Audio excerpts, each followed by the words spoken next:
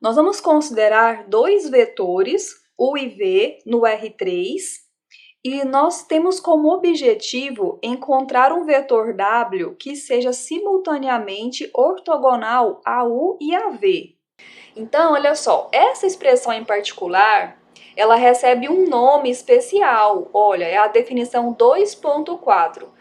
Considerando os vetores U e V, o produto vetorial entre os de U por V, ou entre os vetores U e V, é o vetor do R3 indicado, ele vai ser indicado por essa notação, ó, UXV. Isso aqui é um x, não é x de variável x, é x do sinal de multiplicação mesmo, tá?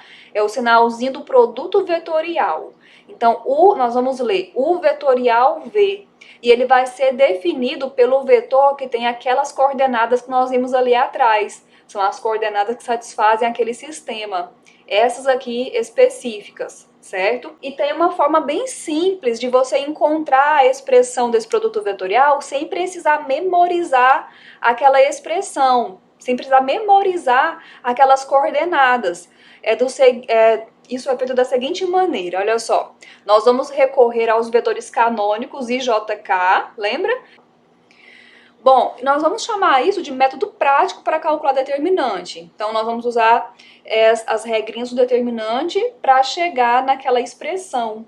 Você vai notar o seguinte, quando você desenvolve esse determinante, você vai ficar com uma expressão algo que multiplica I, mais alguma coisa que multiplica J, mais alguma coisa que multiplica K. Nós estamos chamando aqui de AI mais BJ mais CK.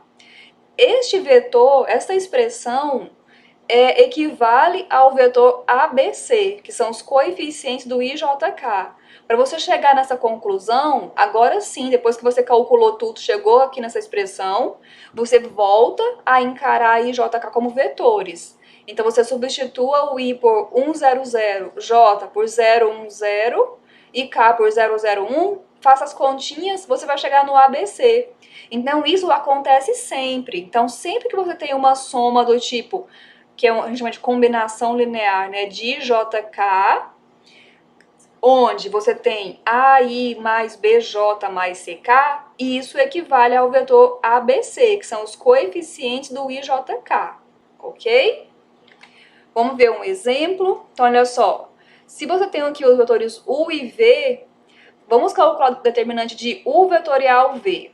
Então, nós temos aqui no item A, ó, U vetorial V, você vai colocar o IJK, depois coordenadas de U e por último coordenadas de V.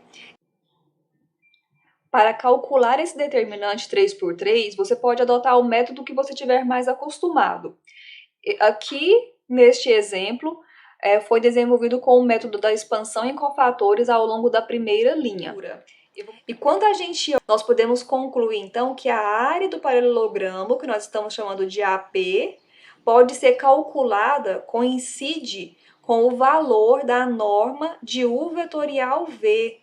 Por que isso é importante? Porque aqui na expressão, aqui na equação 3.9, ela independe do ângulo. Você não precisa conhecer o ângulo entre os vetores U e V. Então, o cálculo é muito simples. Basta calcular o determinante para você obter o vetor, o vetorial V, e após isso encontrar o seu comprimento.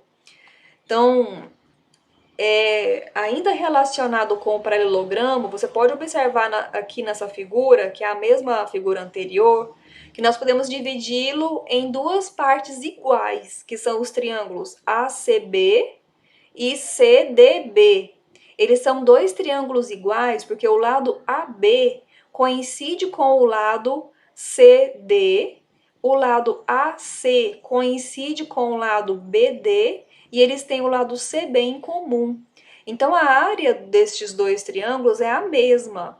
Então, nós podemos falar que a área do triângulo, que tem duas arestas, sendo o vetor U e o vetor V, vai ser a metade da área do paralelogramo, que é essa expressão que nós escrevemos aqui embaixo, certo?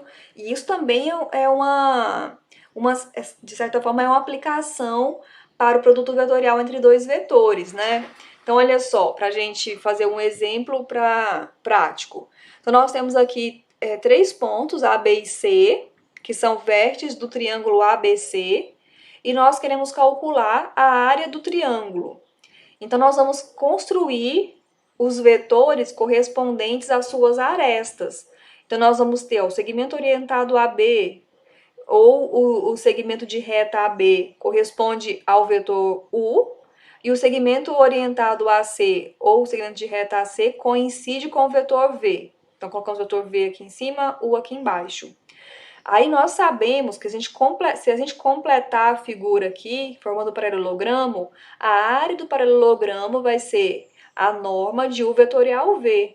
Aqui você não precisa se preocupar qual você coloca primeiro, porque como nós estamos calculando a norma, não é somente o U vetorial V, depois tem o cálculo da norma, o cálculo da norma vai tornar todos os resultados positivos, independente se você colocou U vetorial V ou V vetorial U. Em norma, em comprimento, eles vão ser iguais, né?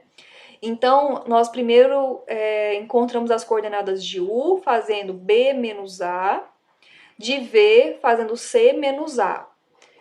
Depois, calculamos o produto vetorial de U e V. Vamos voltar um pouquinho aqui. Ó, U é C menos A, V é B menos A.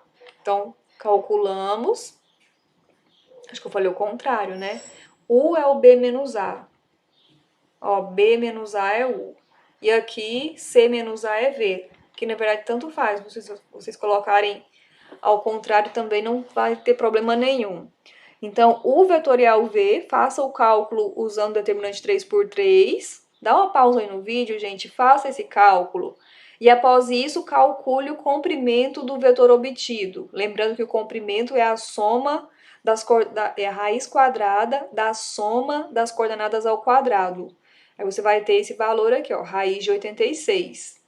E dessa forma, a área do triângulo é a metade desse valor, porque esse valor aqui é a área do paralelogramo, né? Então, a área do triângulo é raiz de 86 sobre 2 unidades de área. E na letra B, nós queremos encontrar a altura do triângulo. Então, nós encontramos a área e agora nós queremos a altura. Então, para a gente encontrar a altura, nós vamos usar a relação da área. A área do triângulo é base vezes a altura, né? Então, nós vamos isolar a altura. Então, a altura é a área do triângulo sobre base. A base do triângulo é a norma do vetor U, já que nós estamos considerando o vetor U sendo AB, certo?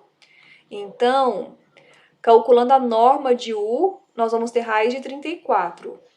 Aí, voltando na formulazinha aqui, a área do triângulo é base vezes a altura, substitua o raiz de 34 aqui no lugar da base.